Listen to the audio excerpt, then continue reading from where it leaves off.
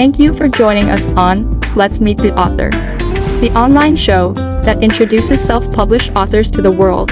Let's join the conversation with our host Colleen and today's guest author.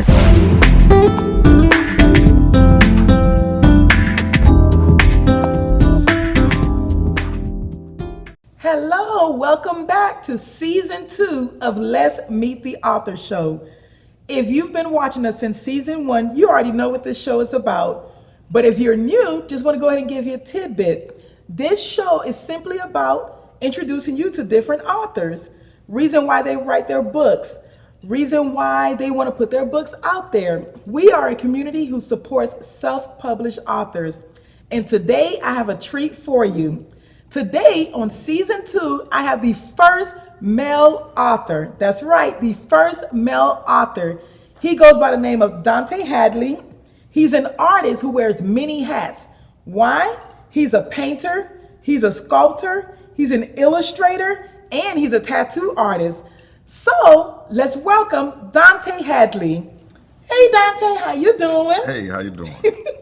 So I know you've been busy because you do lots of things, just like I mentioned. You're a painter, you're a sculptor, you're an illustrator, an artist. You just got a lot of things going on when it comes to the art world, don't you?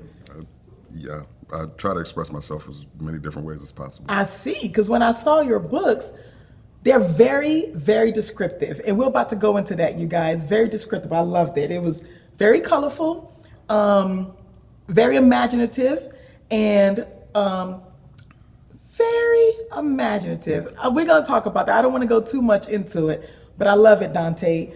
And from what I understand, you've been doing this for a long time. You've written, 11, 15 books? Yeah, somewhere in there. Yeah, it's kind of hard to keep track.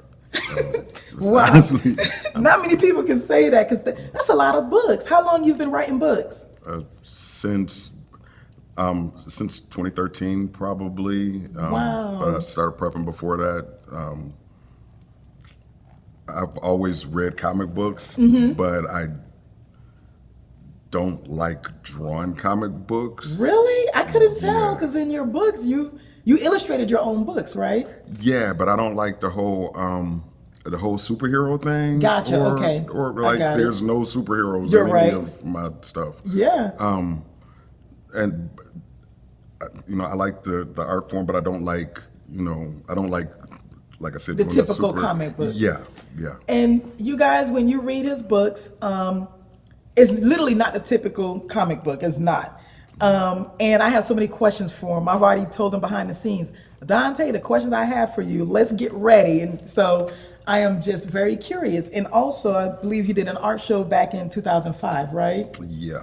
Yeah. Were your books part of then? Or No, that was it was Capricorn Studios in Ybor City. Oh, okay. The show was the Art of the Tarot deck, and I did 3 tarot cards. Okay. For Designing them. Designing them, painting them. See, okay, so that artist part coming in. So your artistry is depicted in your books, and I love it. So even though he has written between, you said 11 to 14 books, right? We're going to talk about one on the set today. It's called Broken Omni 2. So which means there's a 1 first, right? Okay, so we're going to talk about Broken Omni 2. So you ready for my questions, Dante? Ready when you are. You ready? All right. So in his books, he is very descriptive, as I mentioned. The imagery is very different because it's not the usual simple way to illustrate his thoughts or his stories or what point he's trying to put across. Very different, right? So I have a lot of probing questions, and hopefully in that we can get to know a little bit more about Dante. So the first thing I got to know, Dante, I have to know, are these real or are they fake? Are they fictional or are they real? Because they were very interesting. Okay, that's kind of hard. Some of them are the truth as it happened. Period. The only thing I changed was maybe some of the faces, some of the names. Okay. And then some of the stuff. I had a funny thought and it just went with it. ran. Yeah, I saw that, especially in the first one. But we gonna talk about that another day. Another day. So, right, we're gonna go and take a small commercial break, and then we're gonna go ahead and dive a little bit deeper into Broken Omni 2. Stay with us.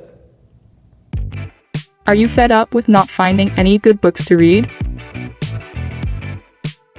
And is finding great Black authors taking up too much of your time? We have just the solution for you. Let's meet the author.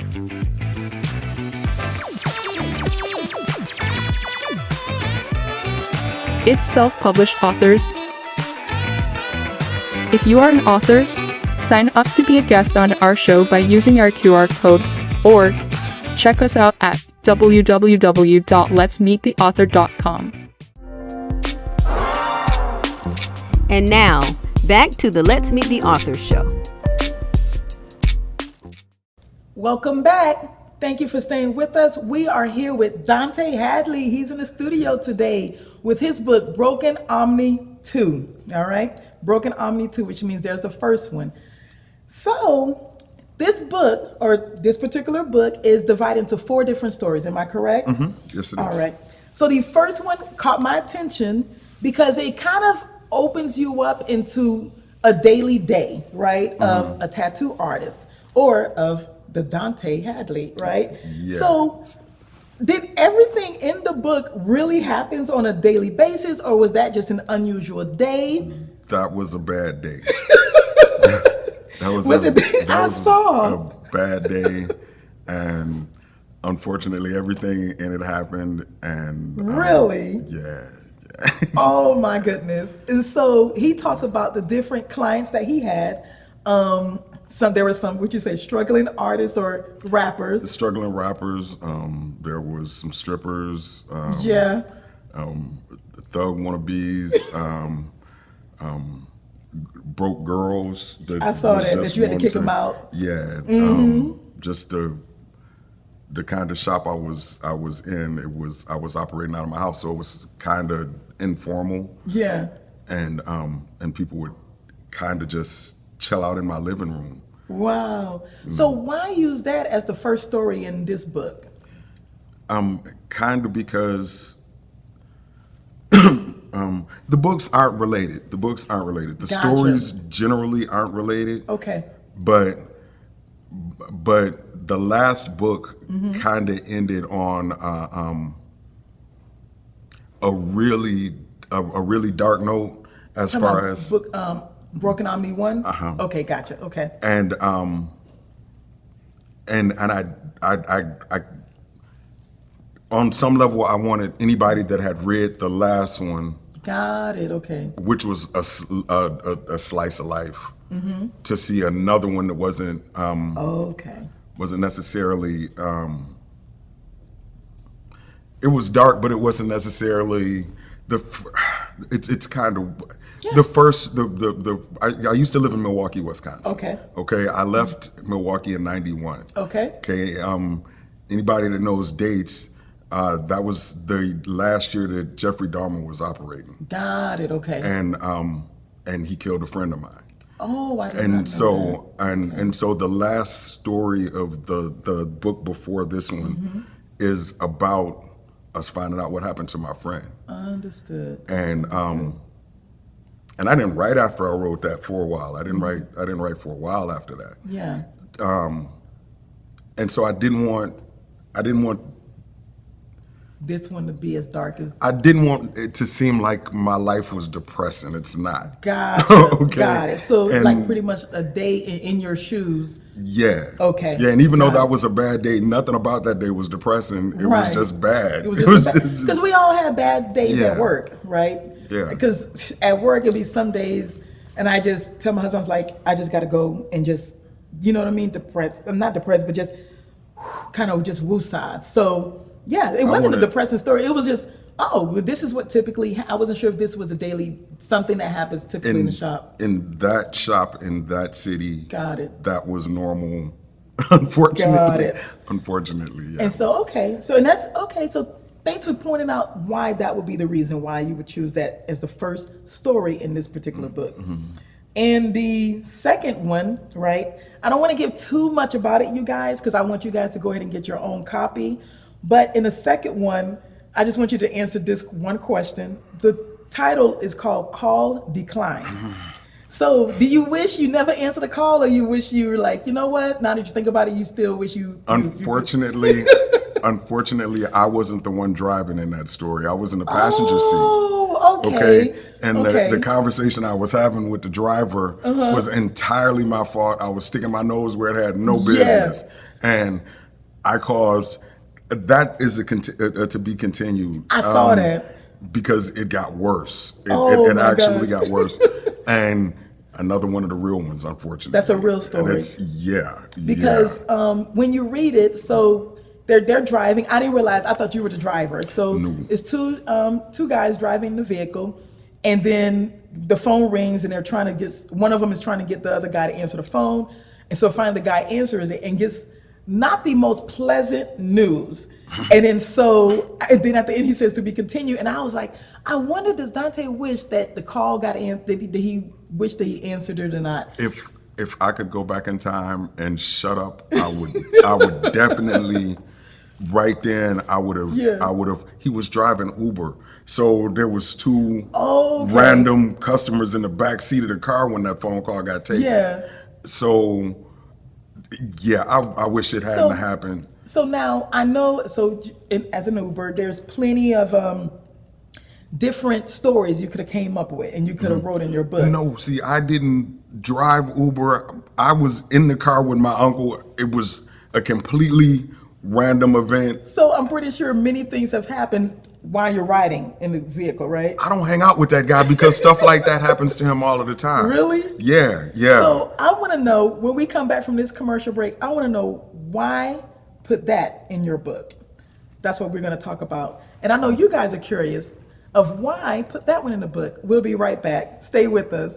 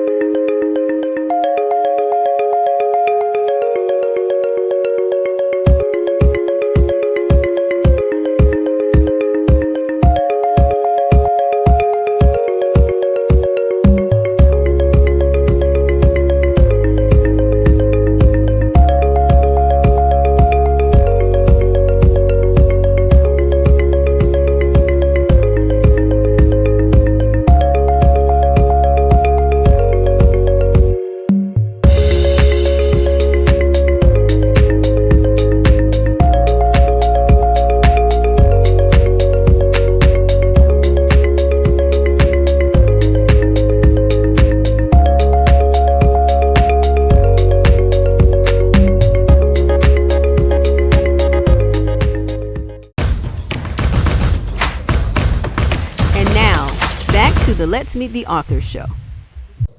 So I know you're wondering over commercial break, why did Dante, of all the experiences he put that interesting one? So answer the question, Dante. Why put that one in there? Because it was fun, or it was just, hey, I want to go ahead and jot this down. Go ahead and tell me. When it happened, I wasn't planning on using it or anything. It was honestly kind of traumatizing. So gotcha. So I just wrote it to. I didn't even draw anything with it. I just wrote it down to get it out, and I walked away from it for a couple of. That just happened last year. Wow.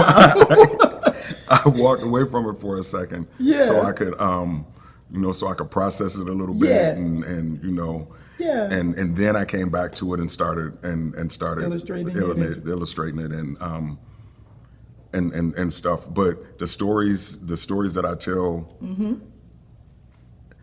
they have to move me in some kind of way. Exactly. Okay. Yes. Some of them make me laugh. Yeah. And some of them make me think or whatever. But if I don't do it if it doesn't move me. Yeah, that makes sense though. And so that was another reason I was going to ask you, is like, why do you write books? Why do you author books? Why do you feel like okay, you know what? I want to get my thoughts out together. So one thing is you said it moves you. So these experiences move you, whether they may start off as fiction or whether they may start off as fact, but they move you in some type of way. So is that the inspiration behind your book or the interpretation behind your books? No,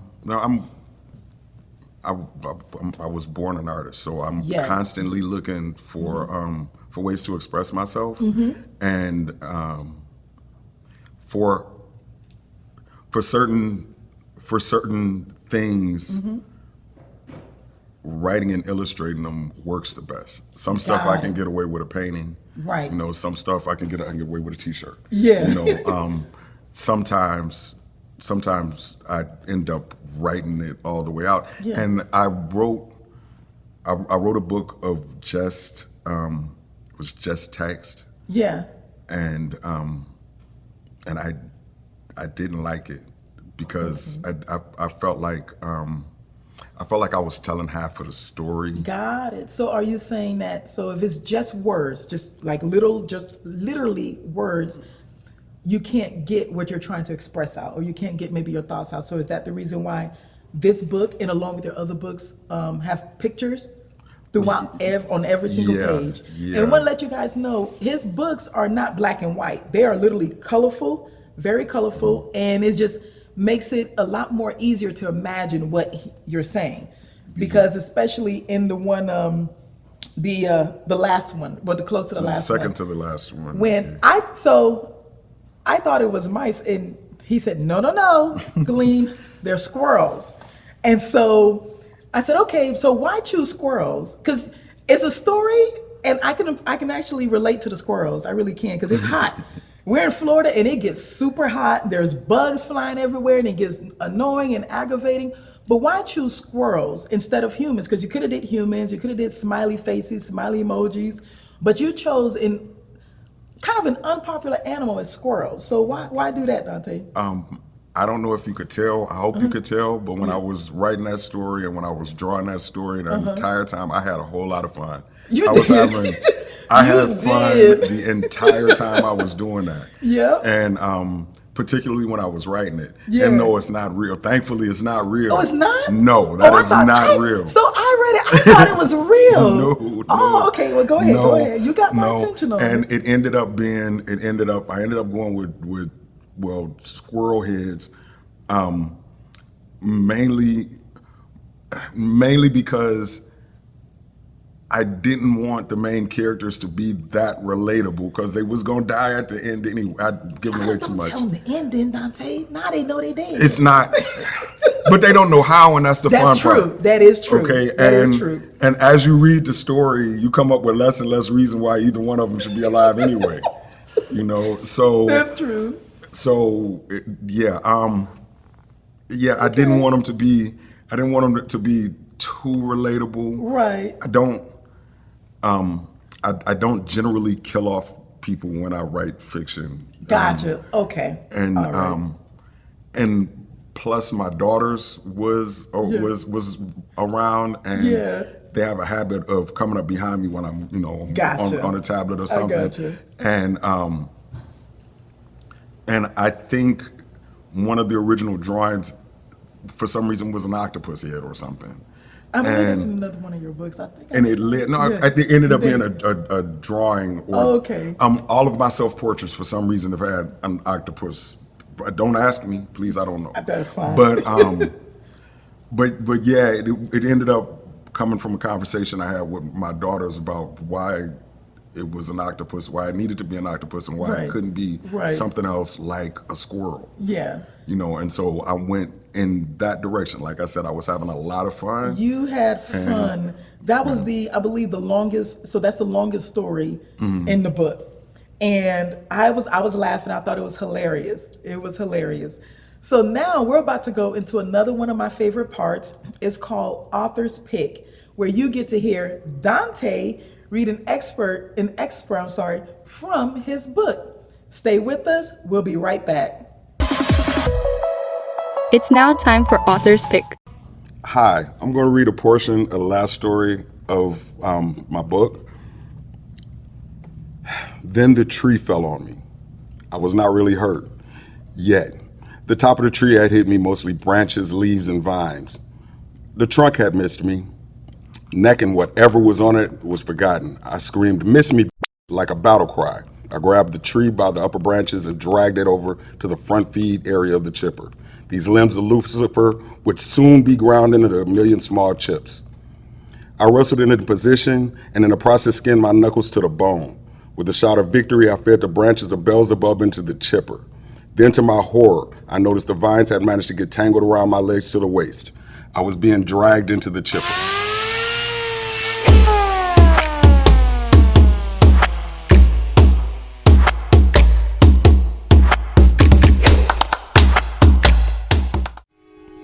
Your donations are needed to support the production of the Let's Meet the Author show. We interview talented self-published authors and expose them to the world. Thank you so much for your generous contributions. All donations are tax deductible.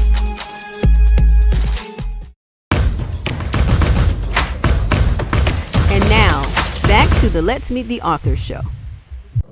Welcome back. That was an interesting read. So Dante, back to my first original question. Is it real or is it fake?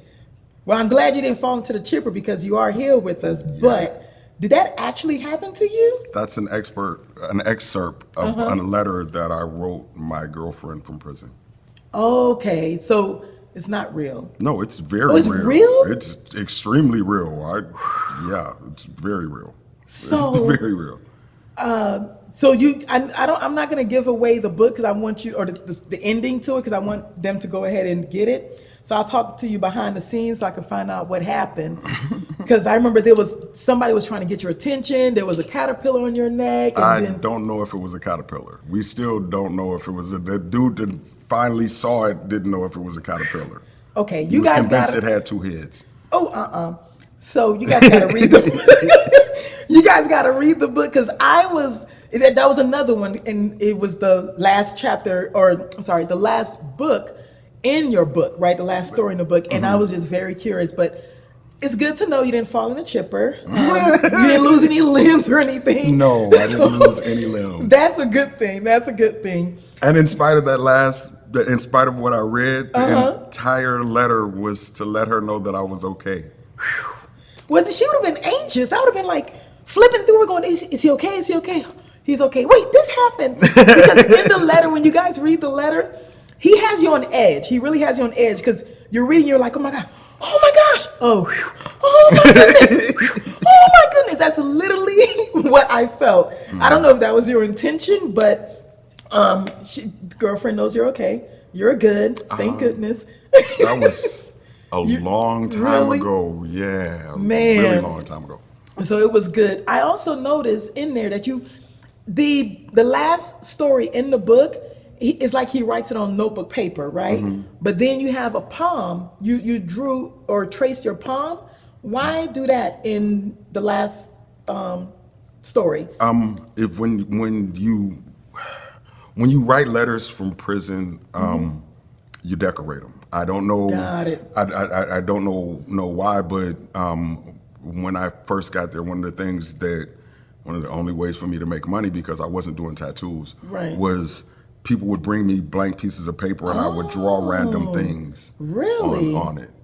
And yeah, and that kept me from having to have money sent in. So you just pretty much did your art wherever you went. So always for years, my entire life. Wow, that's amazing. So I didn't realize that. So I learned something new that was not in the book. I did not realize. I figured you were an inmate because you said a fellow inmate, but I wasn't sure if the story was real or was it fake. Yes, it but was that's real. Really cool that you've illustrated wherever you go, whether it's at home, whether you're incarcerated. That's pretty neat. That's pretty neat. And you made a living off of it. And it's pretty good. I got to give you points on that. Your illustration is really awesome. Thank you. Really awesome. One of my favorite things for Dante as an author is that he's not only an author, he is an artist. He's his own illustrator. And again, I know I said this in the beginning, but the way he illustrates his pictures or his thoughts it leaves a lot to imagination. Just like choosing a squirrel, putting a palm in the middle of the story. Now, there are some adult scenes, so I just want to go ahead and get that disclaimer out in the beginning, but it's very, I like it. It's very imaginative. And it's not, Go ahead. It doesn't. Go ahead and defend yourself, Dante. Go ahead. Go ahead. I don't do pornography. No, okay. it's not. No, it's not pornography. It's not. I don't want to say not, that. It's a little blue. It's not. There's a suggestion of things going on. Gotcha. But Understood. nothing actually goes on other than me going to sleep and yeah. That's, Don't give them. You're giving away the book, Dante.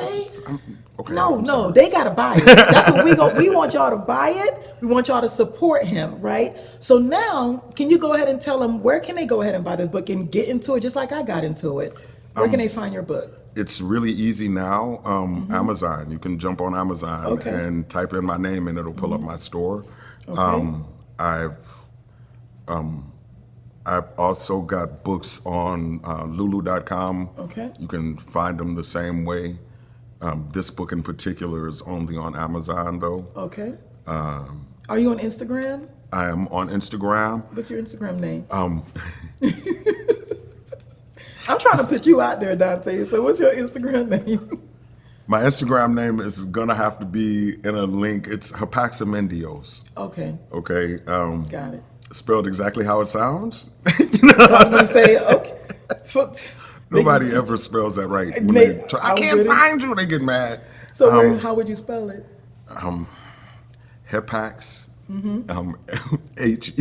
Hepax. Okay. Amen. Amen. Dios. Dios. Gotcha.